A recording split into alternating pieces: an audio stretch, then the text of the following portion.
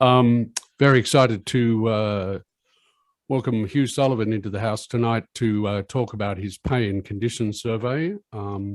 So I would just like to undertake an acknowledgement of country.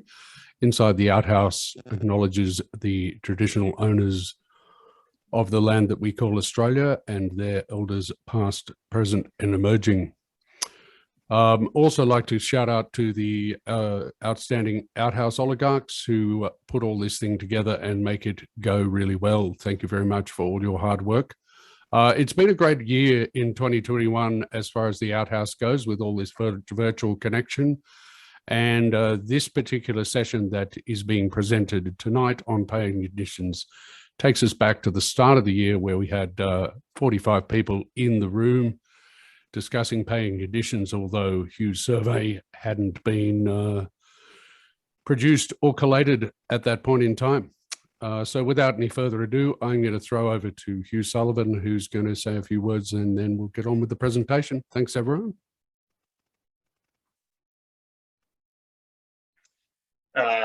Yeah, thanks for that. And I'd just like to thank everyone for coming. Before I get started on the presentation itself, I'll just introduce myself and a little bit about the survey itself before I start presenting. So I got into the outdoors about 11 years ago here in the Blue Mountains, went through TAFE, and then I've been doing a variety of work through outdoor education in lots and lots of different providers, lots of adventure tourism here in the Blue Mountains, a little bit of Indigenous cultural work as well. I've done lots of travel in my own personal time. So I've explored like lots of different fields throughout the outdoor industry. And then in the last few years, I've ventured away from outdoor education, still a little bit of adventure tourism, and have now moved into sort of the instruction teaching world in TAFE. So I'm just going to see how to share a screen.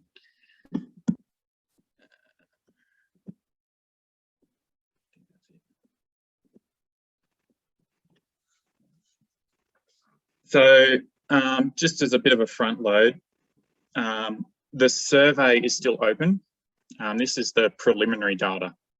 So we've had the survey for about 3 months, and after the presentation of this data, it's going to be open for another 3 months as well, to have like an overall running period of about 6 months. And if anyone's interested, that photo there is taken on top of Federation Peak in Tasmania. Okay. So how did the survey come about? So pay and conditions and the discussion of it has been around for a long, long time, as long as I have been involved in the industry, and probably like a lot longer. And with the rise of social media, being given a platform for that discussion to definitely explode. With a lot of the discussion that I have seen, I'd sometimes question how productive that discussion actually is. It's repetitive, like a lot of the same points just go over and over and over. And is there really a conclusion to that discussion, or is it just like, just keeps going? Sometimes I find that those discussions are full of bias. And do we actually listen to each other? And they're full of emotion as well. And outside of the social media, I was definitely aware that conversations were being held at high levels at a state and a national level as well. And because of this, I started to ask myself, who was representing the employees of our industry and the people who were on the ground? That particular thought line, the representation of the employees, is where the idea of this survey came from.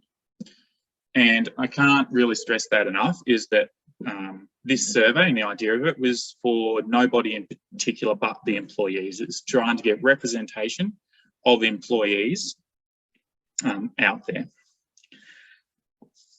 So the aim, again, is to get representation of employees in the outdoors and to show the conditions that they are working under.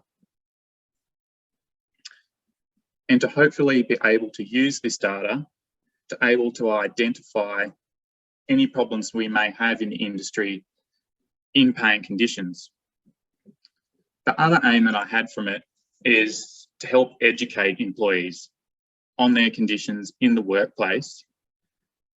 And for example, I hope by like some employees, just by filling out the survey, reading through the questions, that they have learnt something about paying conditions, and they can go and have conversations with their employees or with other people in the industry and just continue a healthy conversation. Because education is a really important thing in this discussion. The more people that we have engaged in this discussion with their employers and with other people, I think is a very, it's a productive thing.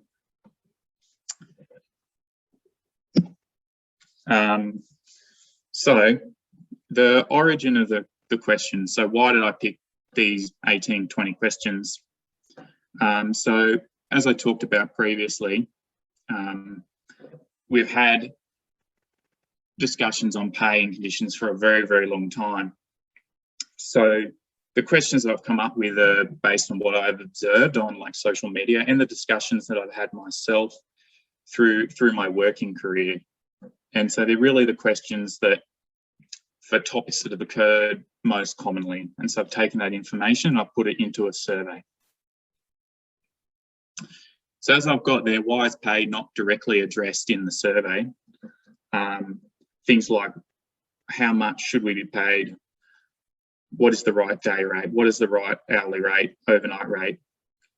These are often at the hearts of lots of discussions, and they tend to create pretty emotive responses.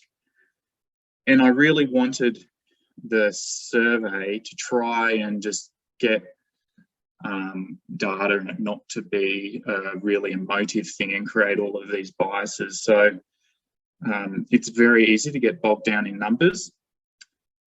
So trying to just focus on the conditions and just get information about the conditions that we are all working in the industry and keeping away from the pay, because we focus on conditions as an industry, pay will follow.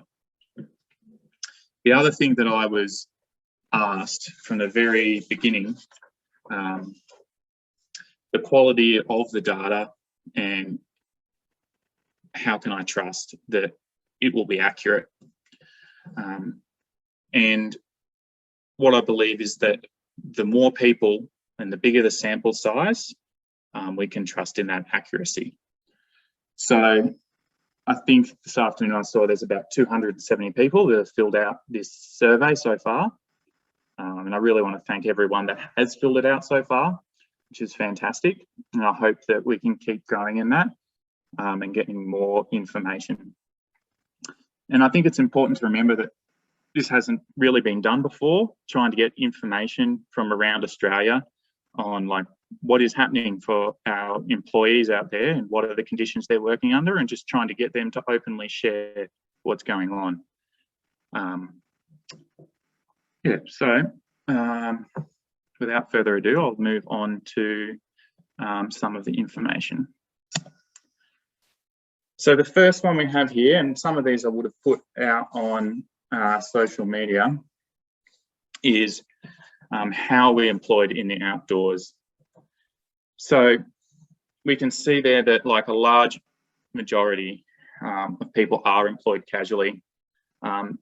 This didn't really come as a surprise. Lots of people within the outdoor industry enjoy the freedom of working casually, enjoying that casual freelance lifestyle, where they get to pick and choose when they work, when they go on holidays. I myself have done that a lot. I actually have never held a full-time job. I've always enjoyed working casually.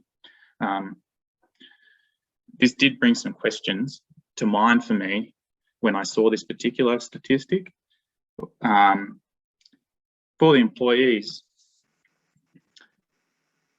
is it a long-term sustainable lifestyle? Can they support themselves through all their life goals, depending on their work situation?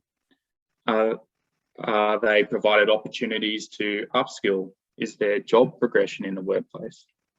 Are employees that are working for numerous companies engaging with all of those employers? Are they giving feedback for all of those casual jobs so that their workplaces can also grow? For the employers, one of the things that also stuck out with such a large casual workforce is they will have to continually train this large casual workforce to have new program areas, client needs, specialised activities. Also, how does an employer show currency and compliance in casual staff? How do they know that what they have with this staff, do they know that this staff know their SOPs? And are they learning something contradictory over here? Also, what I found surprising on this particular chart was the amount of full-time permanent employees. It is good to see a large amount of people within our industry with job security. Another interesting thing on this particular chart is that over 10% of people are on contracts. Later, we will look at how we're all paid within this industry. Only 1% or less of people are paid on an ABN. This leads me to believe that this 10% of people are on short-term employment agreements. So for example, they may have a contract for 3 months or 6 months, and it's that type of contract.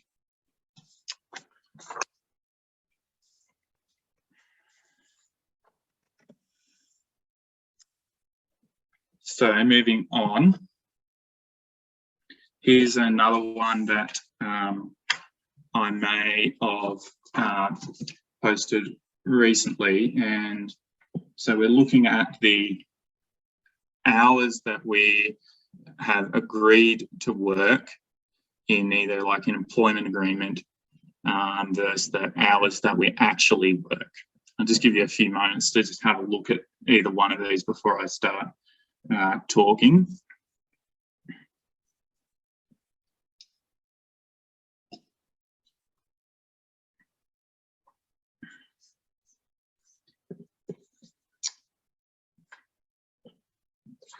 So we can see the majority of employees are employed to work between 7 to 12 hours here in these two bars, with about 55% of people falling into this area. Now, if we have a look at the other chart, we can see the 13 to 15 hour column taking a huge jump here with over 30% of people. The other thing of note is the 16 to 18 hour column is over 10%. So that is over 40% of people working a 13 to 18 hour day here. Just a quick look at the columns on the left there. There's unsure and other please specify. The unsure group is over 10%. That's this one down here. This indicates to me that people are unaware of what is in their employment agreement. Because as you see on the left, this group is considerably smaller. The other please specify, this group down here, this is a group that may not have an employment contract or varies for them greatly. We are going to talk a lot more later on about the hours that we work when I start comparing some other charts. So I'm just going to keep moving along.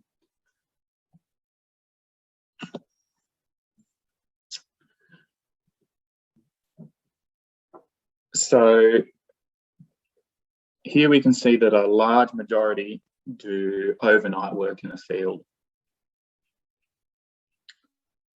If we include overnight centre-based work as well. So we've got the dark blue and the light blue here.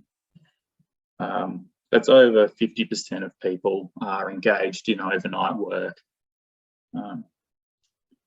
Now, again, we see this purple column down the bottom here, which is other please specify.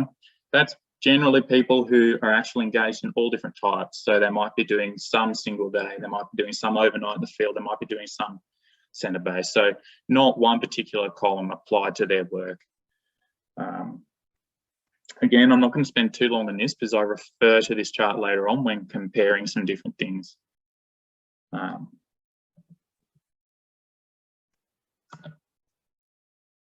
So still on the overnight theme, I have posted this one again on social media recently. And overnight rates, again, is something that is very regularly discussed. So we can see here that 35% of people aren't paid for their overnight work.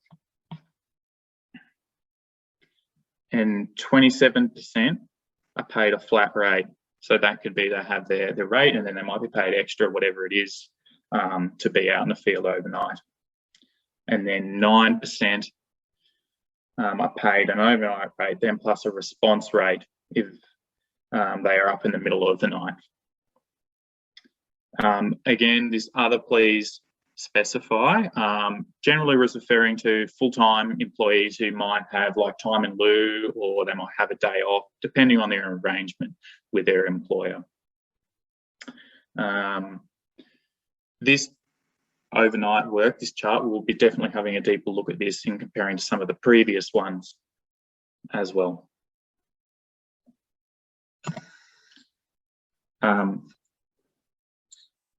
Now, longevity in the outdoors, I found the results of this particular question really quite interesting. We can see that it's actually pretty evenly spread across all of the year brackets, with a little bit of a dip there in the people who have been working in the industry from 8 to 10 years. Now, 16 plus years there, we can see that it has almost the highest amount of respondents. What I find curious about this is that you can assume that people who have 16 plus years experience in the industry are relatively engaged with it. Like they've probably been a group leader or they've worked their way up. They're pretty engaged in the environment that they are in. So what I'm curious about is if we were to survey everyone in the outdoor industry, would this chart here be an accurate snapshot of who is working in the industry? Or is this just showing the people who are most engaged in the conversation?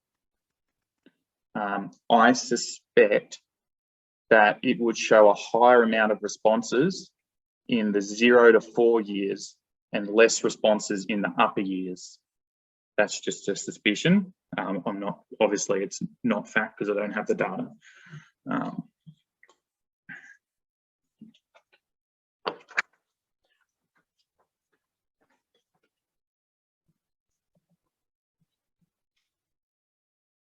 overall, I think just taking this chart at face value, it's good to see healthy engagement from those people who are like relatively new to the industry in that 0 to 2 years and 2 to 4 years.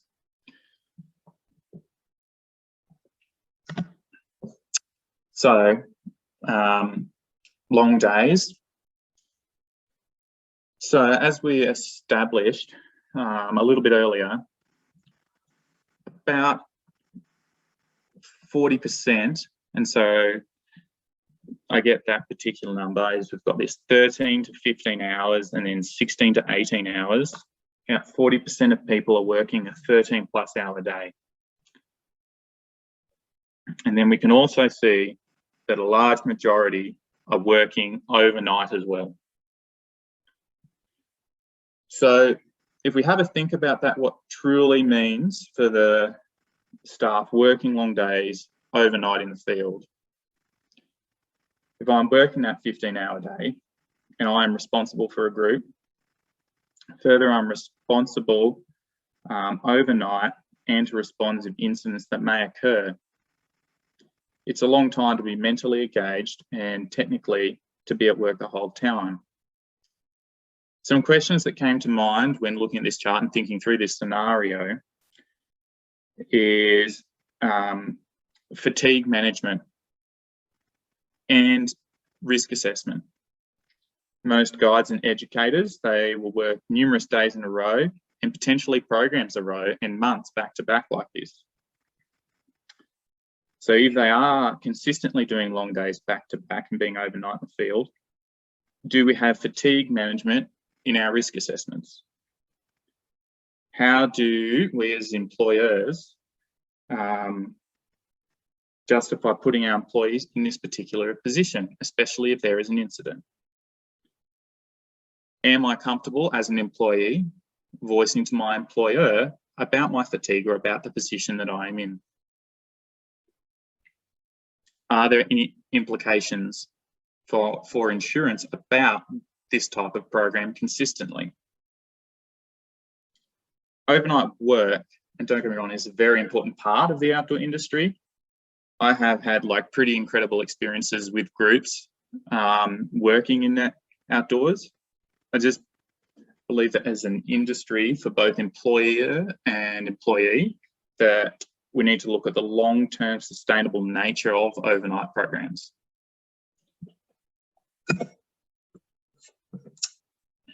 So following on from that last slide, here we're looking at, again, how many people are working overnight in the field, and then we've got the same pay chart from before. So about 45% of people work overnight in the field. If we include centre-based, again, it's about over 50%. So using the stats that I had before from this overnight getting paid chart, we can see that about 35% are not being paid for overnight work at all.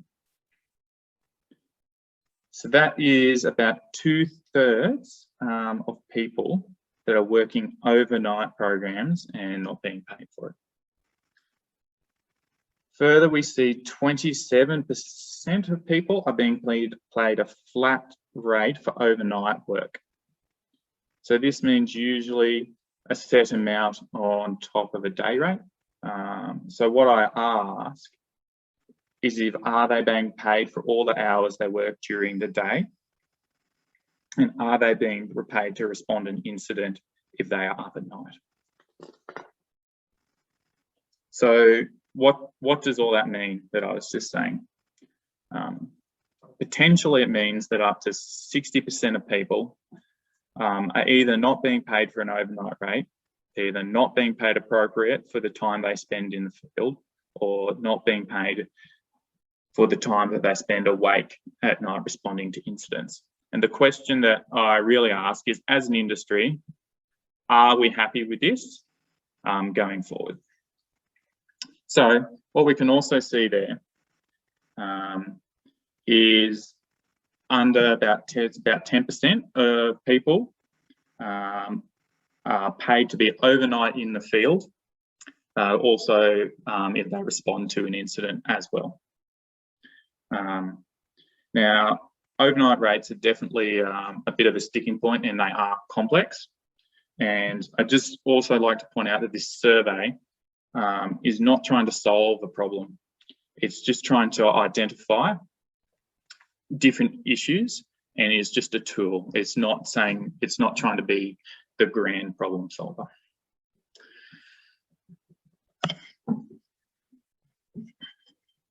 So following on from the last slide, talking about pay and working overnights, we've got 3 different charts here. Now, I know there's a lot going on this slide, but it's just some important comparisons and trends to talk about. 2 are relating to hours, which we've seen before. And the other one is looking about how we are paid. So we can see there that the majority is paid on a day rate. And a little bit behind that, which I was honestly, I was a little bit surprised about, but it was good to see, is paid by the hour. I had a few questions relating to this. And my questions is if this was people getting a capped day rate that was broken down into an hourly rate. And are those people being paid for all the hours that they worked? Now, if we look at those top two charts,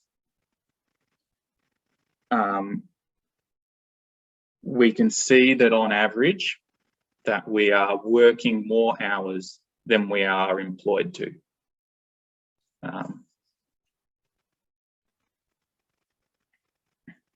If we are working more hours than we are employed to, my question is, are we being paid for these hours?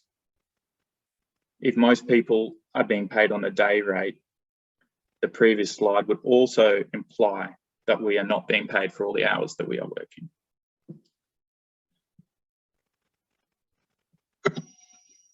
So this particular slide here, I haven't released before, and I definitely sat on the fence about whether to talk about it, but there is some positives from this slide for sure. So we will start with this blue column here, and we can see that almost 50% of people are pretty happy and would like to share about their employment situation, whether that's practices or how they're treated by their employer, whether that's listening to them or their benefits at work or the type of programs that they have.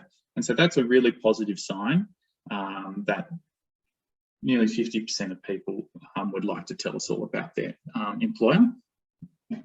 Now we do see that over 50% of people there don't necessarily have something positive to say about their employer. And I did have a few things that I found concerning about that. Now, whether this is just people who are not necessarily caring about their or switched on with their employer, I'm not sure. But some things I would ask is, are you engaged with your employer? Are you giving them feedback? Are they listening to your feedback, or are they giving you feedback? Are you having workplace conversations? Are you building rapport with them? I'm not sure whether disengagement from the workplace is the reason for this particular stat here. It's just me sort of theorising. However, I would say that if we do engage our employees and make them feel part of where they are working and at home, I would say that that particular statistic would most likely be different. One other concern or thought that I had is that does this particular statistic represent many employers out there that are not doing something very positive in the industry?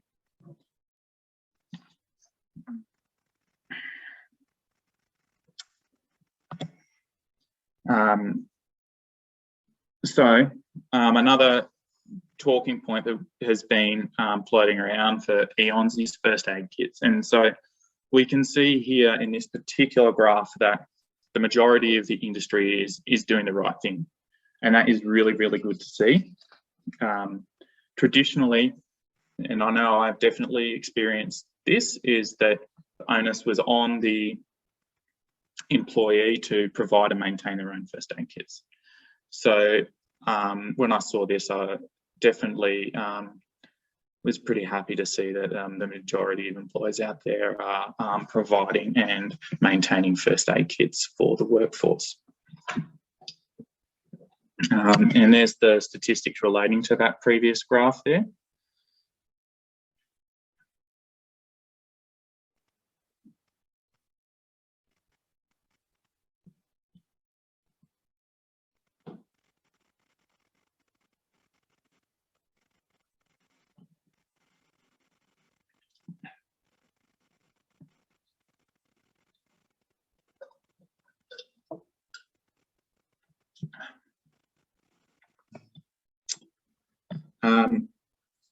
Another fairly positive result was this chart here. And it's really good to see that over 80%, or nearly 80%, sorry, of people who are employed within our industry do have an employment agreement and or a contract. And one thing I think that as an industry, both employees and employers can get better at is for employees, knowing what is in their employment agreement, and for employers making that available. Now, if you can't read what the yellow bar is, it just says, I'm not a workplace expert.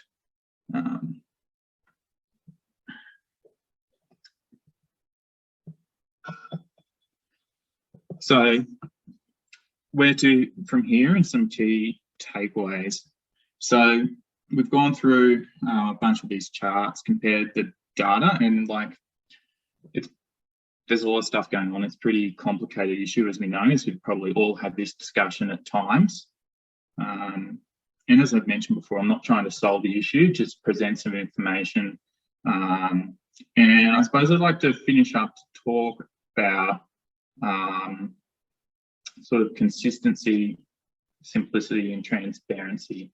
I'm going to start talking about consistency.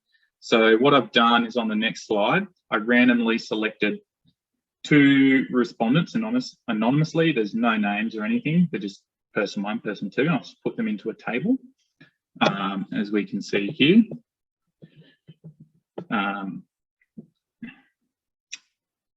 So as we look down the table, although you can see there's some similarities, and sort of what is highlighted to me in this particular table is that from one employer to the next, is that you might get some similarities in conditions, but you also might be completely different, and it might not even be from one state to the next state. It might be in the same town. And in the future, as an industry, trying to create working conditions that are consistent and easy to use for both employer and employee. And we can see here that some of the displaying some of the things that we have been talking about, like, for example, long hours and some other things there. So simplicity, easy for the employee to understand, easy for the employer to understand. That is, you know, I can go to a job, I understand what my conditions are, my employer understands what they are. And then the last one is transparent. We need to be open and upfront as an industry about what our conditions are. And then also, I haven't talked too much about pay, but just be upfront. What do we have to hide? If we are paying the minimum and we advertise as that, we shouldn't have anything to hide about the pay that we have as an industry. And that's pretty much it. And I'd really like to thank just everyone who's come and had a listen. I look forward to the questions. Yeah, so thank you very much.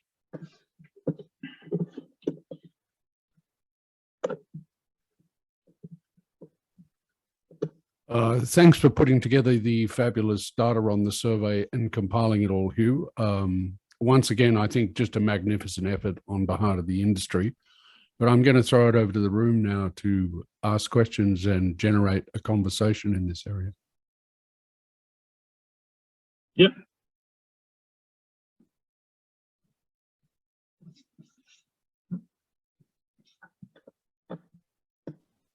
I'll ask a question, Hugh. Yeah, looking at the whole project that you put together, yeah.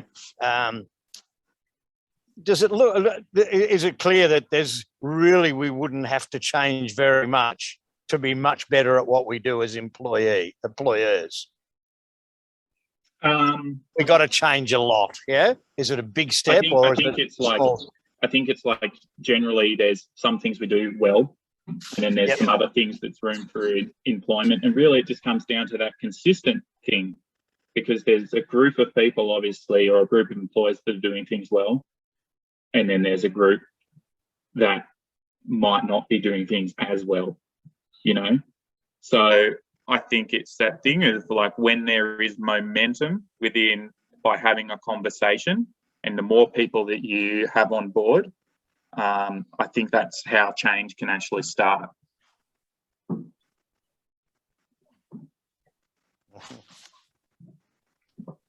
I'm still working, by the way. I've got a camp setting up here. Do I get paid by the hour?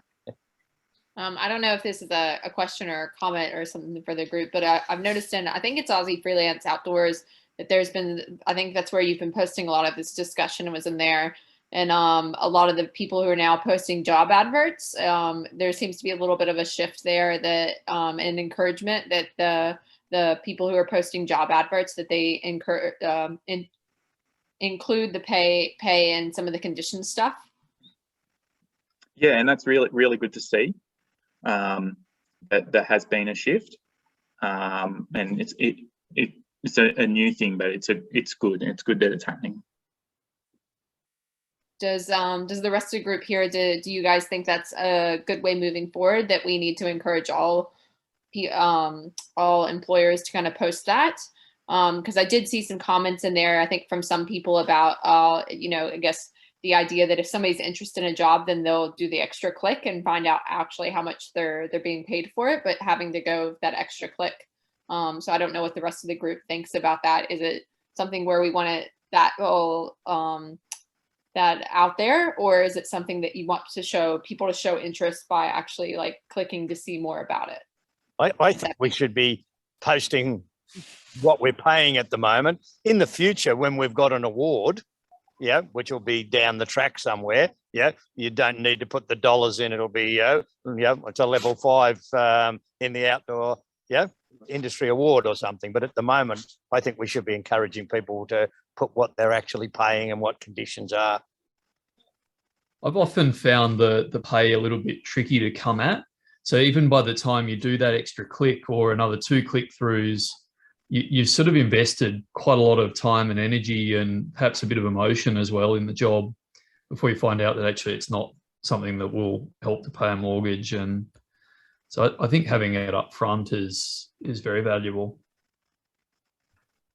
I tend to agree. I think it definitely shows the difference in scales between the states in terms of what you're going to get paid for an expedition night in Victoria, where there's a huge market of staff as opposed to maybe Queensland or Northern Territory. And again, that will change with qualifications and experience. But I think it comes back to a bigger picture point about, and that last slide that Hugh presented, where there's definitely maybe an intellectual or a knowledge base that's missing from within our sector of new and existing and long-term field staff, outdoor educators, outdoor recreationalists, adventure guides, whatever you call yourself. If we're willing to accept that we, as that graphic showed, they don't know if they're getting paid in the evenings, they don't know what their working day should be, they don't know if they're under an award. Is that a question of lack of knowledge by those employees? Is it a lack of interest in their own career development because they're seeing it as something I'm doing for a short period of time while I do other things? Or is it they're too afraid to ask because if they ask the hard questions, they won't get the next job that's on the horizon that might be the more exciting, the more adventurous, the more whatever. I really feel there's a HR component there that's really missing, and maybe that's part of the bigger picture issue. Anyone have a thought on that? Yeah, I'll have to jump in. I reckon that knowledge gap exists as much in employers as within employees, and I think that there's a great piece for the industry to take on board with educating employers about how to tackle those things. I think a lot of employers perhaps aren't doing things as well as they should because they don't know how to do things as well as they need to. And I've long advocated that a strong piece of what we need to do is to provide a guidance for employers about best practice.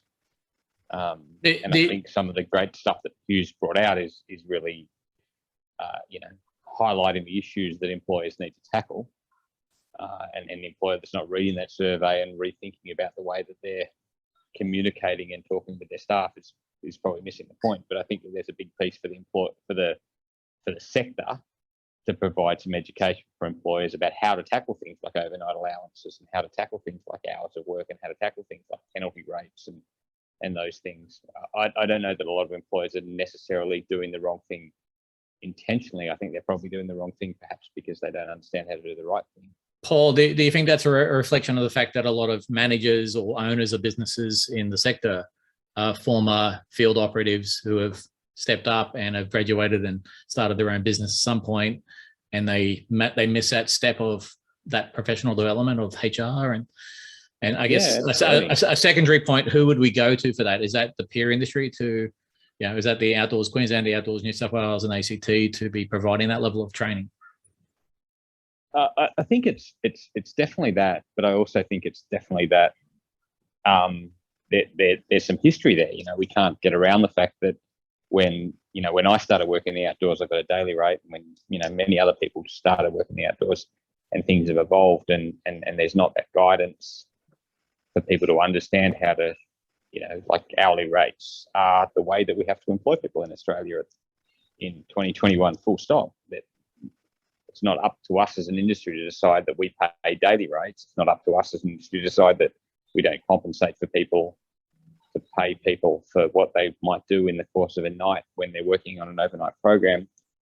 So yeah, I totally agree. And I think that we need to open that narrative in amongst the employers as much as we're opening it within the employees, because a lot of people I speak to don't know what to do, don't know how to read an award, don't know how to interpret things, and they're just going with what they know.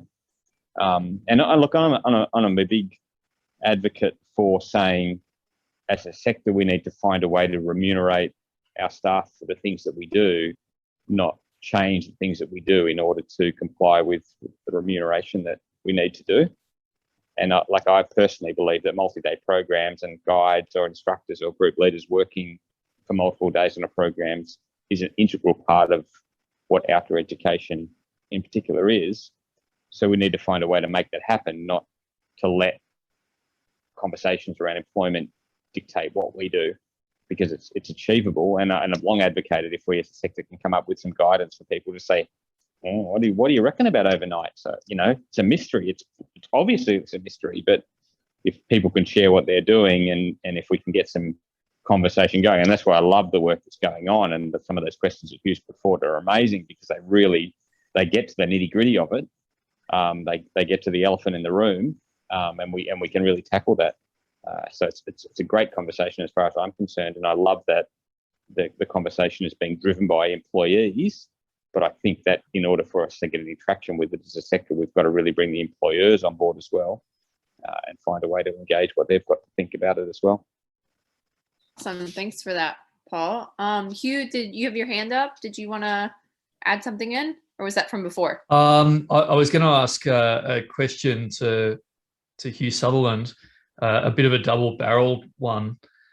If we were to have employee representation on the board of each outdoor peak body in each state and at a national level, and if there were inclusion about minimum or about the things that we're talking about now in the outdoor leadership training package, I'd be interested to hear your thoughts on what impact you think those two things would have. So I think the right employee for state bodies would be a good thing, as they are engaged in a conversation for the right reasons. I think having that representation would add healthily to the discussion. For the second point, whether it's in the training of students or not, I think it's like a must do for everyone who is heading into the industry. Like, I look back on the start of my outdoor career, and if I'd known half of what I know now, it would have been fantastic. And, you know, for me, I spend like a time with the students that I teach, just talking to them about the workplace and what they should know heading into the workplace. And I think that's really important for employees to know. But also at the same time to like just be respectful of their employers and have good conversations and healthy conversations with their employers and know that they are able to do that. Awesome. In the chat, we have a question from Daniel Lewis. He asked if we think it's feasible to come up with an award that covers everyone in our industry. I think simplicity for employees is crucial if they were to be able to understand and secure their just pay and conditions, and that they can only be achieved if there is a single award. I'm tired of being employed by multiple businesses on multiple awards. Thanks, Dan. I actually might defer this question to Hugh Ward, because I actually reckon he's better able to answer this question than what I am. And you can maybe tell us a little bit of why you're able to better answer that one, Hugh. That was revenge for the double-barreled one before. Thanks. Yeah. So I was fortunate to be involved in the Outdoor Council of Australia. One of the working groups that's been run on pay and conditions there, with Pete and a number of other people, probably some of the usual suspects. We were able to put together a best practice employers guide, or basically a guidance note, if you like. And at this stage, that was probably where we were up to in the discussion. I think the next logical step is an award, but it's a big one. And I don't think at this stage the peak bodies view themselves as being responsible for that. So certainly in the conversation with the Outdoor Council of Australia, they don't see the implementation of an award as their role or their responsibility. And I guess that leaves us with a pretty big question of if not those peak bodies, then who? It needs to happen at a national level now. They're no longer state-based. So I think there's a more fundamental question at play, which is what is it that those peak bodies, and particularly the OCA, are here to provide? And I think until we answer that, the award question is probably not really going to answer itself. Well, I can see David's got his hand up, but I'll just follow up with you, Hugh. What was the reasoning behind that decision, if you can share that with the group? Which to focus on the best practice employment guide, or the rather than the award? The award, the decision by for the state-based bodies not to actually pursue it. Well, all awards in Australia now are national rather than state. So the state-based awards got wrapped up and moved into a national program. So my understanding is that in Queensland they had an Outdoor Leaders Award, but when those state-based awards wrapped up, they went national, it was lost. I've had quite a lot of conversations with both the Fair Work Ombudsman and the Fair Work Commission, who, even though they're named similarly, have two different roles. And it sounds as if we would be able to put forward a very convincing argument for an award. Our industry is large enough and unique enough that it would justify it, from what I understand, but also sounds like it's quite a long process and that it would need some real oomph from within our industry to sort of make it happen. David, you had your hand up for a little bit there. Yeah, I think there's two parts to what we're discussing there. We need to provide, in the short term, some good advice to employees and employers. And I think a good practice guide in the Adventure Activity Standard Framework is a starting point for that. It could be done fairly quickly, within the next 6 months, I would suggest, regarding an award, I don't think our industry is any more complex than many other industries. So I think apart from the time that it would take and the steps we would have to go through, I think developing an award for the outdoor industry is quite a workable thing, and that's probably a medium-term objective. Yeah, but I reckon we could do it. Paul? Let's go, Paul. Yeah, mine was a question for Hugh Ward. Just, do you have any sense of how long that time frame would be if we were to start work tomorrow to develop a outdoor award? Presumably, it's a number of years before we would see something on paper. It needn't be. It could be as short as 3 months. It could be many years. And so I guess it's what is it that we as an industry are prepared to put into it is how quickly we get an outcome. And, you know, to me, I think a lot of that comes down to who or how is it coordinated and what resource does it have behind it. So I think we would be looking at many, many years if we were to be looking at an entirely volunteer group of people without very clear direction. I think if we could address those things and have good direction and a bit of a united kind of drive for it, perhaps with some funding, if we could find that somewhere, then probably the 3 months is ambitious, but you know, a couple of years, it sounds pretty achievable to me. Well, I mean, that's very different to what I kind of thought. So that changed my perspective, because as you know, Hugh, my thought has always been that, you know, there is an award that covers outdoor leaders because the law in Australia says that there's an award that covers every worker in Australia. And I've often advocated that if only every employer in the outdoor sector employed on whichever award they, you know, hung their shingle by, then that would increase the benefits and pay being received by our staff across the sector. You know, as much as it might be complicated, it's not prohibitive. There still is awards. Everybody's covered by an award. As an employer, you can pretty easily engage somebody to tell you which award covers your staff, and you can pretty easily sit down with a pen and paper and work out what that means. It might not be perfect, and it probably hasn't got many words that deal with what we do, but equally, it's able to be done. And like I said, if we were just able to say every employer in the outdoor sector in Australia employed against the relevant award, I reckon it'd drastically increase the pay and conditions being received by our staff, you know, overnight. Yeah, interesting. Cherie, you had something to say? Yeah, I think something to keep in mind going forward. It's great if we can get, you know, the governing bodies and stuff, but maybe in the meantime, you know, nothing's going to change as long as we accept the kind of status quo of this, of what's been happening. So I guess my question to the group is, has anybody ever tried to negotiate their contract or their pay?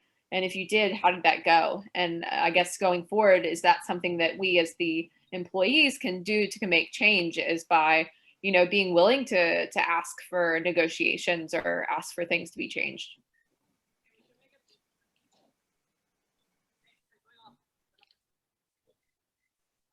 Well, yeah, I can actually speak on that one. I had a contract where I was offered, it was pretty interesting, my first full-time gig, and it took probably about 2 months, I think, of negotiating and just being able to ask the right questions. I think that I was kind of lucky with the current COVID situation coming through, and lack of staff ended up resulting in me kind of getting a few extra perks that I might not have gotten otherwise. But it was actually quite difficult. Any contract I've ever been offered, I couldn't ever really get anything to move at all.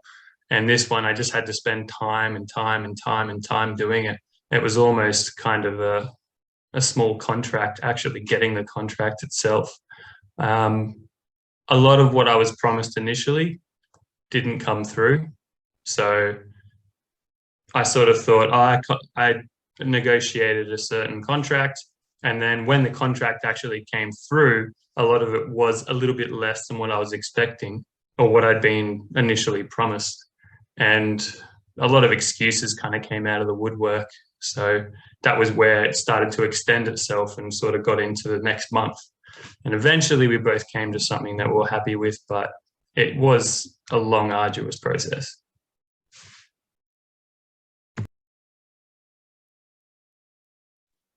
Has anybody else negotiated?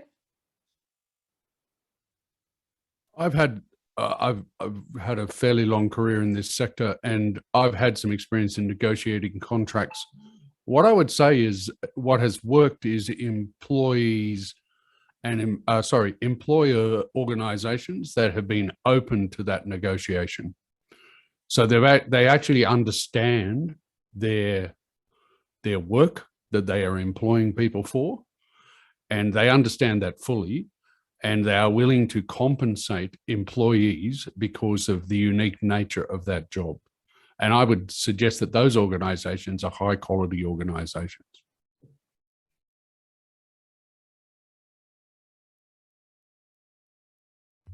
I'll put it out there because I put it in the chat, and I'm aware we're getting close to time. Is there a staffing crisis still? It seems like it's still happening here in Southeast Queensland to a greater or lesser extent. And yeah, through the social media, seeing people constantly asking for help last minute, as opposed to COVID issue, and how are employers responding to that? Is it driving the cost of daily rates up? I don't think it's COVID. I think COVID gave people an opportunity to go and get a job somewhere else. Yeah. And there was a thing on one of the social medias or the news things recently that it's a pay crisis, not necessarily a lack of employees out there, and that's across a lot of industries. Yeah, hospitality and many others. I think many people have just said, why am I working for so little in front end of this or the front end of that? So I don't think it's only ours. I mean, I'm only a little business, but I don't have a problem getting staff. I never have had a problem getting staff, and I didn't have a problem keeping all my staff through COVID. And I've got about 12 or 13 people on my book. Haven't we somewhat polluted, sorry, I'm Daniel Murray, by the way, haven't we somewhat polluted the employment process, though, in our industry? We failed to learn the lessons of other industries that could have taught us so much, so we worry about pay and conditions for our staff, yet we all want to be paid well, and yet we have quite diverse qualifications, experience and skills. So if you take something like physio or OT, they're tertiary qualified, they're covered by an award, they get paid. Allied health assistants who assist physios and OTs are TAFE qualified and get paid commensurate to their qualification. So talk of having an award that covers the breadth of what we do will always undermine the pay and getting people into our industry. People leave because they don't see a career. We did what the fitness industry did. We rushed into the TAFE system, and yes, it solved a short-term crisis, which it provided employees, but ultimately it's undermined our industry. That's my view. I've been in it for 25 or 30 years, and the pay and conditions suffered, as a result of that sort of stuff. We undervalue our highly qualified people, and we don't have a career structure because of it. Yeah, it's very similar that there's no equivalent teaching pathway like there is within Department of Education or within private schools, where your experience over the years is credentialed against your salary, and regardless if you come in with XYZ degree, you're still going to get a pay bump every year. We don't have that within our sector. We're getting close to time. There's 2 more questions in the chat. Is there a link between lower and employment pay conditions and the shortage in staff? And the classic question from Sri, should we all be unionised? Anyone going to have a go at that in the last 2 or 3 minutes here before we let people go? I mean, I don't think a union would work in our industry. It is an option, yeah. I mean, we struggle to support. I think if we supported our state peak bodies, both as employers and employees, and work towards getting a strong national body, the Outdoor Council of Australia or some similar organisation, I think we're probably better off working with what we've got.